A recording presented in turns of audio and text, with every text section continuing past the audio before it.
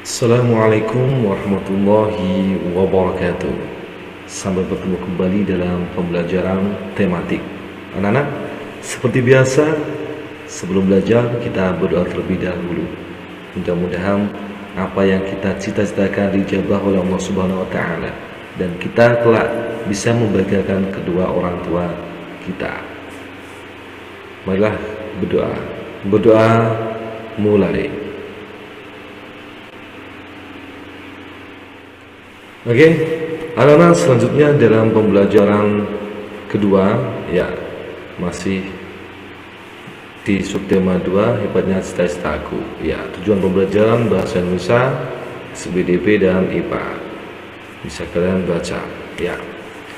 Pada intinya anak-anak, pembelajaran 2. Perhatikan gambar-gambar berikut ini. Yang pertama, sudah jelas ini adalah gambar seorang pelukis. Yang kedua, ini adalah gambar sutradara. Yang ketiga, ini adalah seorang penari, ya, dua orang penari. Yang keempat, itu adalah seorang pesulap. Mana cita-cita yang ingin kalian raih? Untuk itu, kita mulai dari sekarang harus tetap semangat belajar, karena cita-cita itu harus kita usahakan. Manjada wajada, barang siapa yang bersungguh-sungguh pasti akan mendapat apa yang diharapkannya. Oke? Berikut anak-anak, siapakah di antara kalian yang ingin menjadi pekerja seni? Ya, ada yang jadi pekerja seni, ya, makanya Pak Guru tadi tanya. Pekerja seni adalah orang yang memiliki bakat dan kemampuan tertentu yang bekerja di berbagai bidang kesenian. Para penari, pelukis, animator, sutradara, dan pesulap merupakan beberapa contoh pekerja seni. Para pekerja seni ini bekerja untuk membuat orang lain merasa senang dan semakin menghargai keindahan di sekitarnya. Jika kamu harus memilih pekerjaan seni, manakah paling kamu sukai? Mengapa? Keterampilan dan pengetahuan apa saja yang harus dimiliki? Kegiatan apa saja yang kalian ketahui? Lalu tukarkan dengan teman sebangkumu. Ya, ini kalau belajar tatap muka. Apakah kamu menyukai seni tari? Ada banyak penari daerah yang telah berjasa bagi perkembangan seni di Indonesia dan memperkenalkan budaya Indonesia ke mancanegara. Para penari daerah biasanya bermula dari kesenangan menari dan menurunkan tradisi seni daerah. Sungguh mulia para penari daerah itu. Ya, berikut ini adalah sebuah kisah tentang seorang penari daerah. Kisah seorang penari gandrung Banyuwangi. Ya, kalian bisa dibaca. Bisa baca, ya. Namanya Ibu Supinah. Tidak pernah menyesali keputusannya untuk menjadi seorang penari gandrung. Ibu Supinah bangga karena tari gandrung melambangkan kesuburan. Ibu Supinah bahkan pernah diundang menari ke manca negara seperti Amerika, Korea, dan Cina. Lebih jelasnya bisa kalian baca. Apa nama dan asal dari tarian yang menjadi profesi Ibu Supinah? Sudah jelas, tari gandrung asal daerah Banyuwangi, Jawa Timur. Ada yang dari Banyuwangi? Ada, ya. Oke. Yang kedua, apakah peran tarian tersebut pada saat perjuangan melawan penjajahan? Tari gandrung merupakan tari penyampai pesan untuk para pejuang yang bergerilya pada Perang Kukutan Bayu tahun 1771. Yang ketiga, sikap dan nilai apa sajakah yang ditunjukkan Ibu Supinah? Adalah rasa bangga karena mampu mengenalkan budaya Indonesia kepada masyarakat di mancanegara. Menurutmu nilai sikap dan keterampilan apa saja yang diperlukan untuk menjadi seorang penari? Yang pertama, nilai sikap dan keterampilannya adalah apa? Diperlukan untuk menjadi seorang penari. Yang pertama adalah rajin. Rajinnya itu rajin berlatih, ya, seperti itu. Tanggung jawab, penguasaan teknik, dan penghayatan, ya, seperti itu. Yang kelima, coba lakukan beberapa gerakan tari gandrung atau tari khas daerahmu. Ya, bisa lihat di video, ya, contoh tari gandrung. Oke, Kehidupan seorang penari menari untuk diketahui dengan kecintaannya terhadap seni daerah. Ibu Supina berupaya keras untuk melestarikan warisan budaya daerah. Mari kita simak sebuah puisi tentang seorang penari berikut ini. Puisi Penari, karya Has Cahya Trillium Laksono. Anggunnya gerak tubuhmu, lentiknya jemari-jemari, perpaduan indah,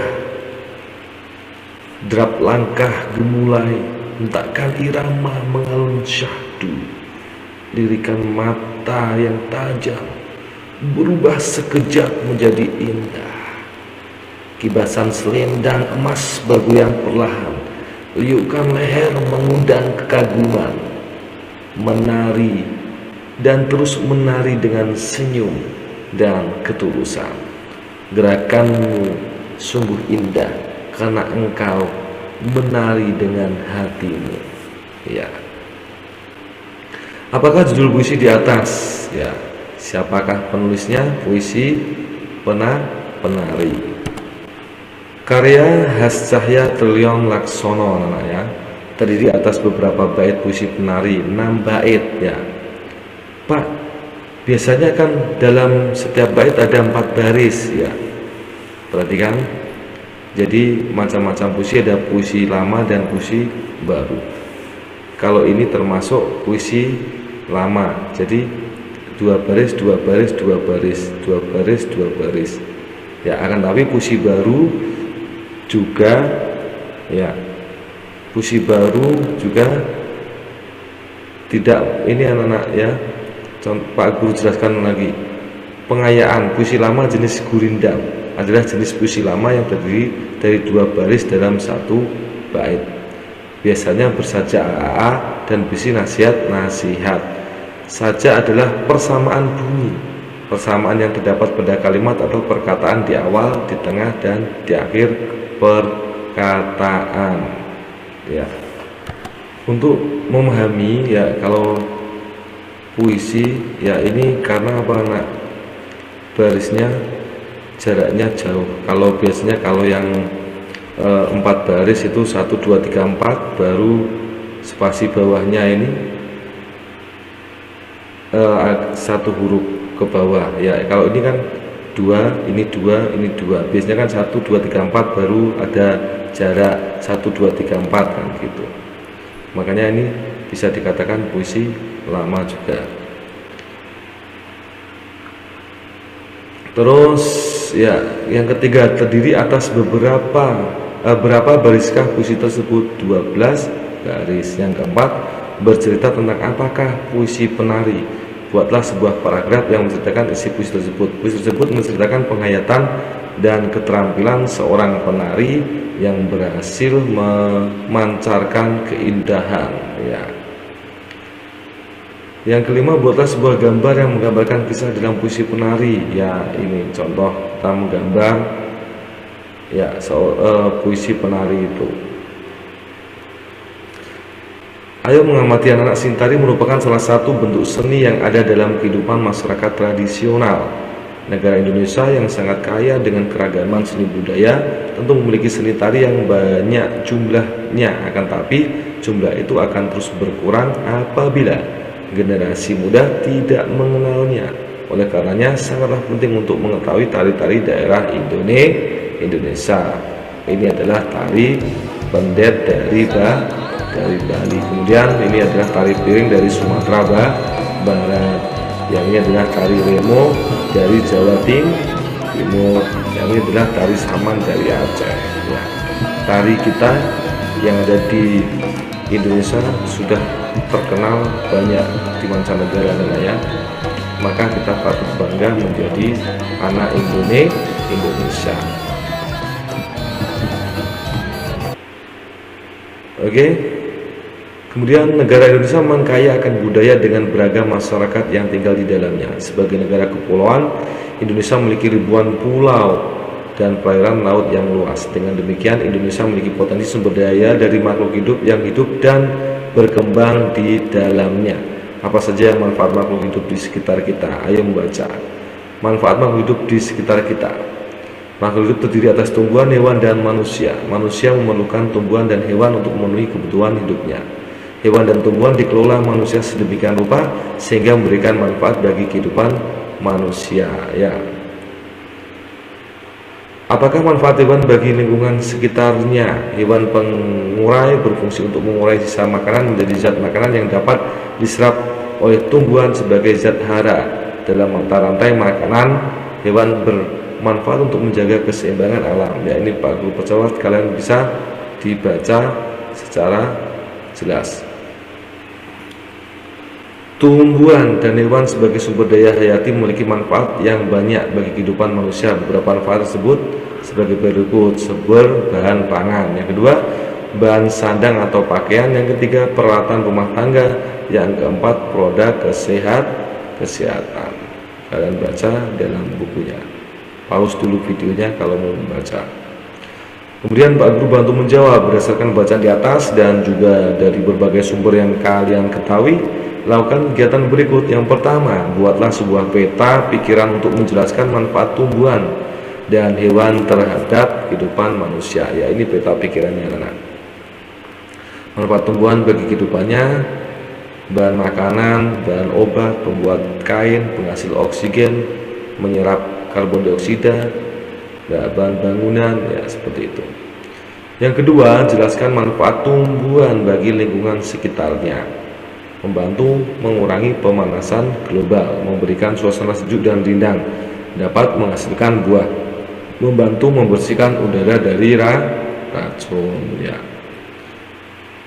menyerap karbon dioksida kalau siang, ya, mengeluarkan oksigen. Mengeluarkan oksigen itu sangat baik bagi manusia. Sebaliknya, tumbuhan kalau malam menghirup oksigen dan mengeluarkan karbon dioksida. Maka dari itu kalau malam-malam kita jangan suka di bawah pohon, ya, bisa terkena racun, ya seperti itu. Yang ketiga, jelaskan manfaat hewan bagi lingkungan sekitarnya sebagai penghasil tenaga untuk membantu manusia seperti kerbau membantu membajak sawah, sapi, ya seperti itu. Menghasilkan pupuk organik, misalnya pupuk kandang, ya, pupuk organik. Kemudian penghasil, ya, penghasil bahan pangan, misalnya daging kambing,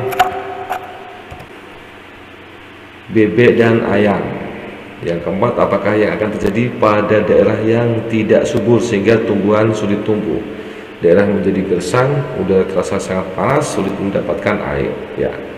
5. Apakah yang akan terjadi apa hewan-hewan yang berada di hutan yang telah dirusak oleh kegiatan manusia? Ya, pada hewan-hewan yang berada di hutan, hewan kehilangan habitatnya otomatis, hewan akan mati bahkan punah. Bahkan hewan akan turun ke pemukiman warga. Baru beberapa minggu yang lalu, hewan di Sumatera, ya, masuk ke pemukiman warga karena apa? Hutannya sudah mulai gundul, ya seperti itu. Maka dari itu kita harus melestarikan tumbuhan, hutan, ya seperti itu anak-anak. Kita ketika menebang pohon harus tebang pilih tanam. Setelah menebang yang pohon yang besar ditanamin kembali, jadi akan beregenerasi terus. Oke?